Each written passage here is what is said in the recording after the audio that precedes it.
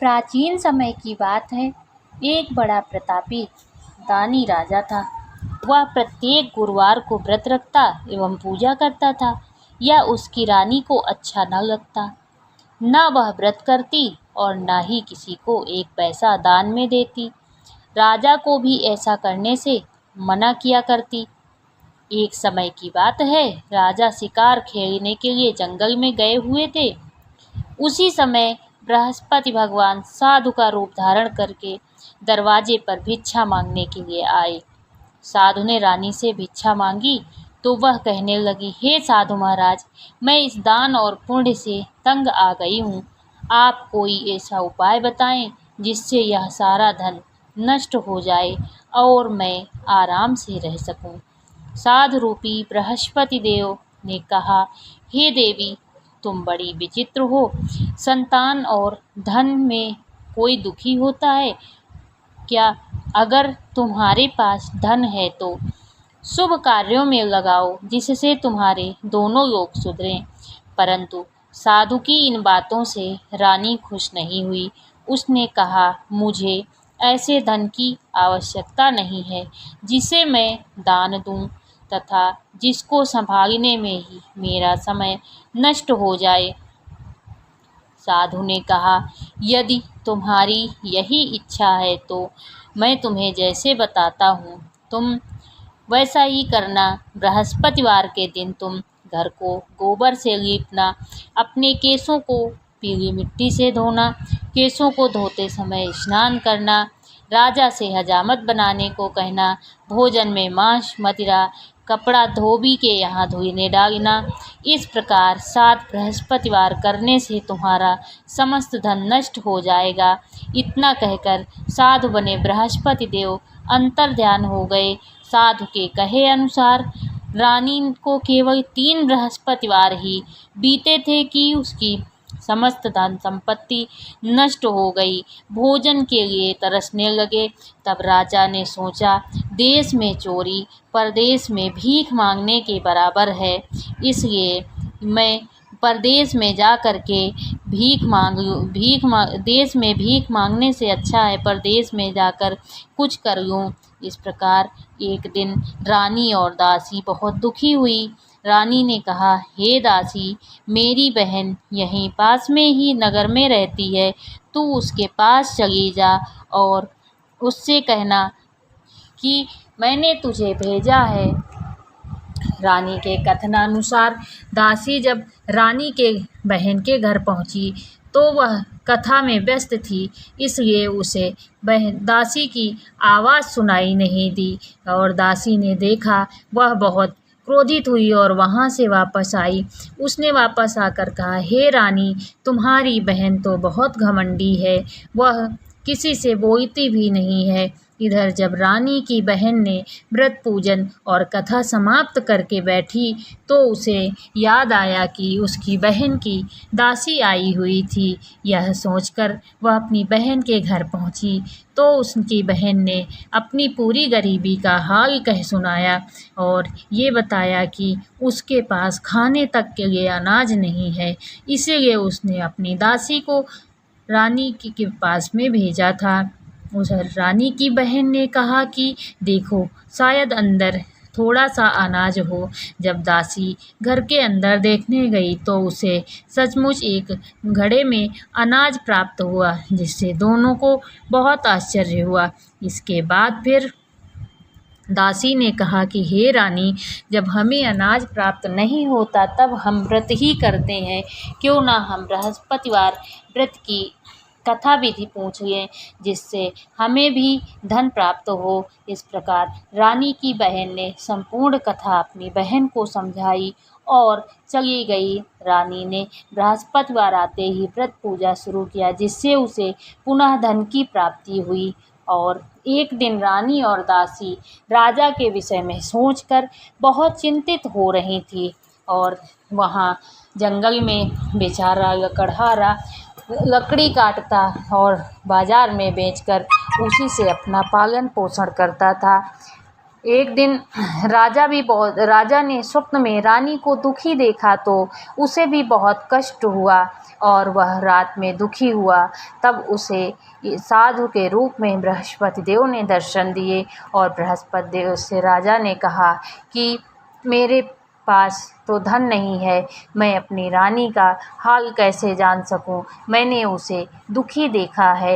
इस प्रकार बृहस्पति देव ने कहा, हे लकड़हारे, तुम बृहस्पतिवार के दिन पूजन करना, कथा सुनना, जिससे बृहस्पति देव प्रसन्न होंगे। लकड़हारे ने कहा कि हे साधु महाराज, मेरे पास इतना धन नहीं जो मैं कथा पूजा कर सकूं। लकड़ी बेचने से मुझे केवल पेट भरने के लिए अनाज प्राप्त होता है और फिर मैं कौन सी कथा कहूँ, मुझे यह भी नहीं पता है। तो साधु महाराज ने कहा कि हे लकड़हारे, इस बार तुम्हें दूना धन प्राप्त होगा, जिससे तुम्हें कथा और भोजन दोनों का सामान प्राप्त हो जाएगा। और बृहस्पतिवार की व्रत की कथा इस प्रकार है, वो तुम सुनो, मैं सुनाता हूँ। साधु महाराज बोले, प्राचीन समय में एक ब्राह्मण रहता था। वह बहुत गरीब था, उसके कोई संतान नहीं थी। उसकी स्त्री बहुत मलिनता के साथ रहती थी। वह स्नान न करती, किसी देवता का पूजन न करती। इससे ब्राह्मण देवता बड़े दुखी थे। बेचारे बहुत कुछ कहते थे, किंतु उसका कोई परिणाम न निकला। भगवान की कृपा से ब्राह्मण की स्त्री के कन्या रूपी रत्न पैदा हुआ। कन्या बड़ी होने पर प्रातः स्नान करके भगवान विष्णु का जाप हुआ, गुरुवार का व्रत करने लगी।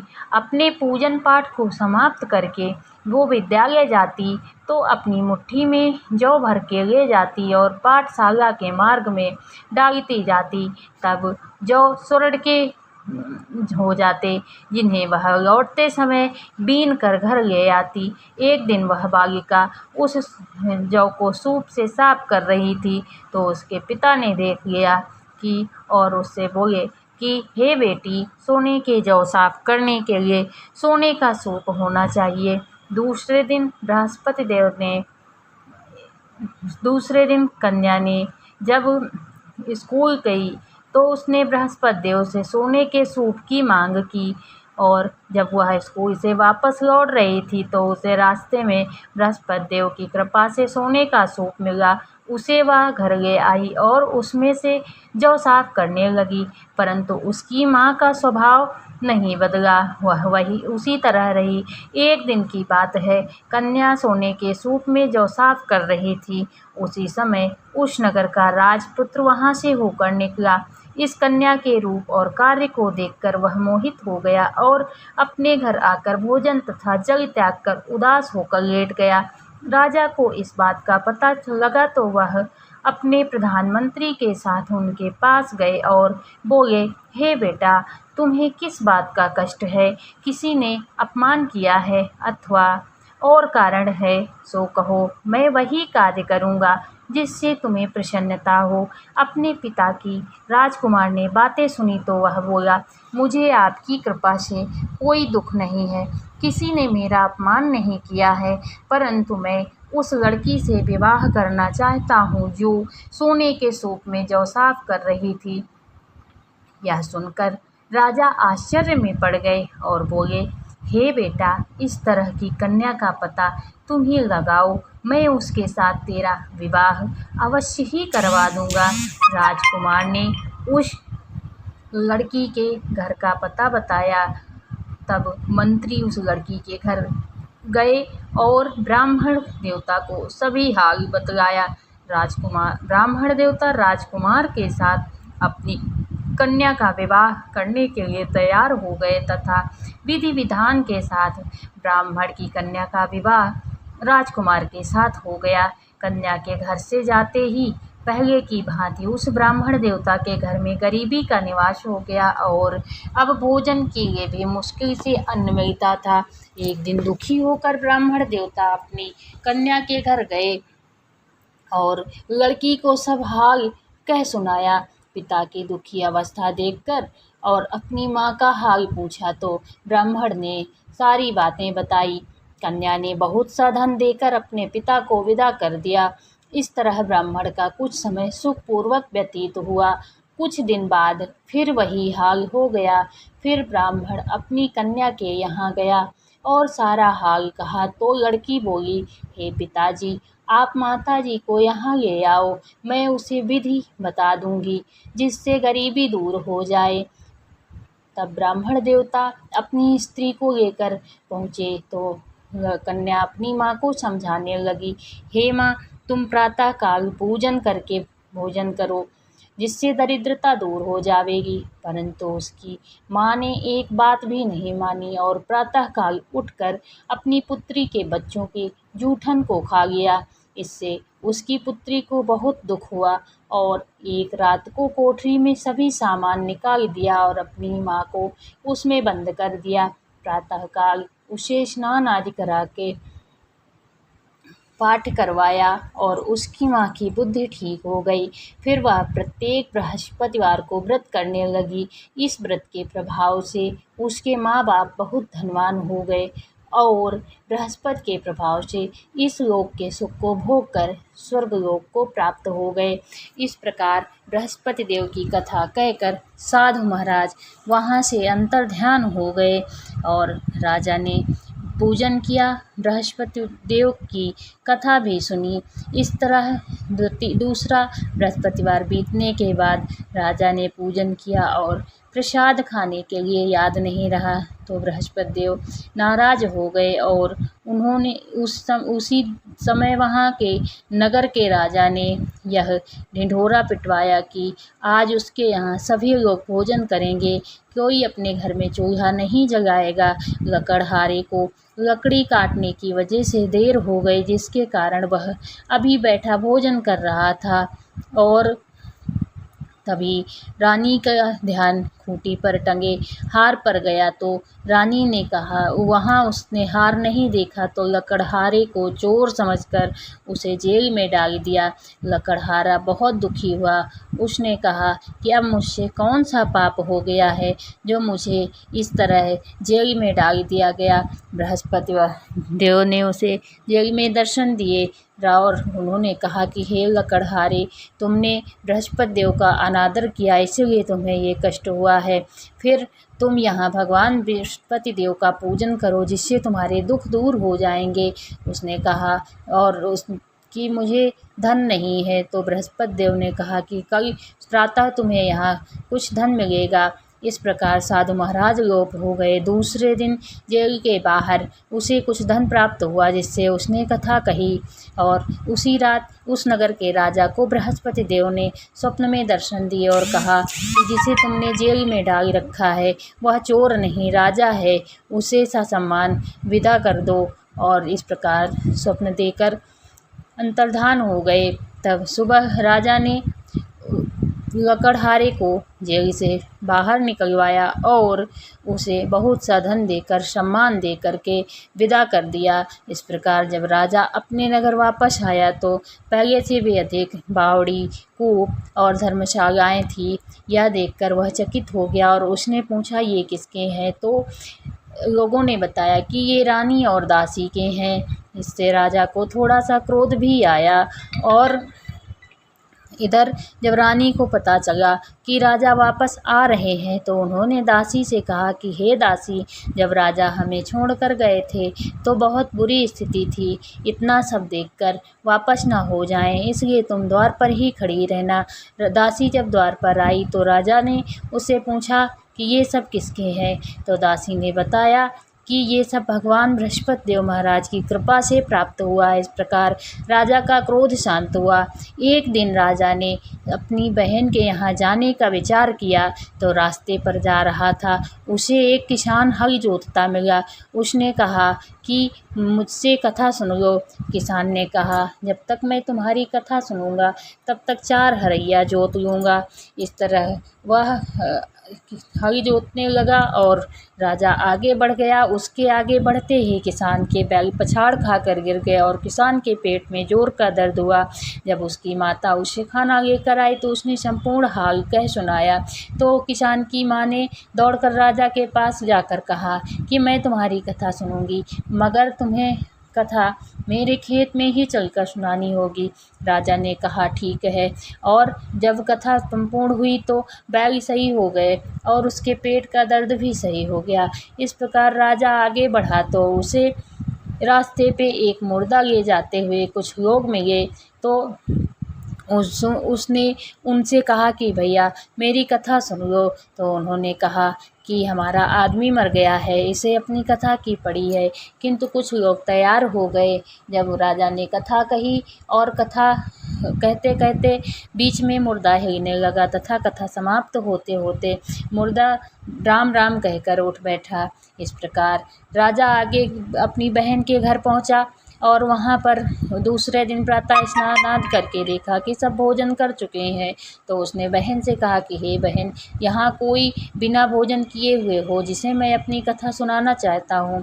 बहन ने कहा भैया यह देश ऐसा ही है, यहाँ सभी लोग पहले भोजन फिर स्नान आदि कार्य करते हैं, फिर भी मैं जाकर पड़ोस में देखती हूँ। इस प्रकार बहन ने जाकर देखा तो एक कुम्हार के लड़के ने 3 दिन से भोजन नहीं किया था और उसके घर में चूल्हा नहीं जला था। और जब राजा ने उसके घर में कथा कही तो उसका रोग सही हो गया। इस प्रकार सब जगह राजा की प्रशंसा हो गई। राजा वापस अपने राज्य को चलने लगा तो उसने कहा बहन तू भी चल। तो सास ने कहा कि जा तू चली जा, परंतु लड़के को मत ले जाना। राजा की बहन ने कहा कि मैं तो चलूँगी परंतु बालक नहीं जाएंगे। इस प्रकार राजा ने कहा कि अगर तुम जाओगी बालक नहीं जाएंगे तो तुम ही जाकर क्या करोगी। राजा दुखी होकर अपने नगर को लौट आया और उसने अपनी रानी से कहा कि हम निर्वंशी राजा हैं, इसलिए हमारा मुख देखने योग्य नहीं है। इस प्रकार राजा बहुत दुखी हुआ। रानी ने कहा दुखी होने से कोई फ़ायदा नहीं है, बृहस्पति देव हमारी सारी मनोकामनाएं पूर्ण करेंगे। इस प्रकार रात्रि को बृहस्पति देव ने राजा को दर्शन दिए और कहा कि हे राजा दुखी मत हो, तुम्हारी रानी गर्भ से है। इससे राजा बहुत प्रसन्न हुआ। उसने अपनी बहन से कहा फिर उसने अपनी पत्नी से कहा कि जब मेरी बहन आवे तो उससे कुछ मत कहना। 9 माह पश्चात राजा को एक सुंदर पुत्र की प्राप्ति हुई। जब उसकी बहन बधाई संदेश लेकर आई तो उसने रानी ने कहा कि घोड़ा चढ़ आई हो, हाथी चढ़ नहीं आई। फिर राजा की बहन ने कहा कि यदि हम ऐसा नहीं कहती तो आपको पुत्र की प्राप्ति कैसी होती। इस प्रकार बृहस्पति देव महाराज ने संपूर्ण जीवन में राजा और रानी को सुख समृद्धि प्रदान किए। बोलो बृहस्पति देव महाराज की जय। बृहस्पति देव महाराज की आरती। जय बृहस्पति देवा स्वामी, जय बृहस्पति देवा। छिन छिन भोग लगाऊं कदली फल मेवा। ओम जय बृहस्पति देवा।